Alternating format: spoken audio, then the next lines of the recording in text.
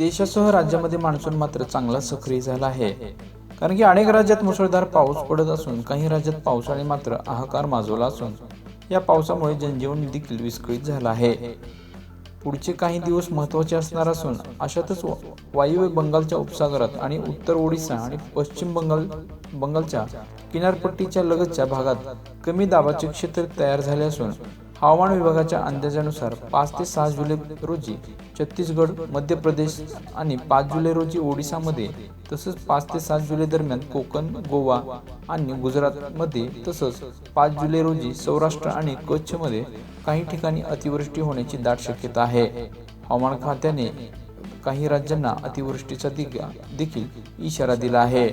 तसंच पश्चिम भारतामध्ये 5 ते 11 जुलै दरम्यान कोकण, गोवा आणि 5 ते 8 जुलै दरम्यान मध्य महाराष्ट्रासह मुसळधार पाऊस देखील होण्याची दाट शक्यता यावेळी वर्तवली आहे।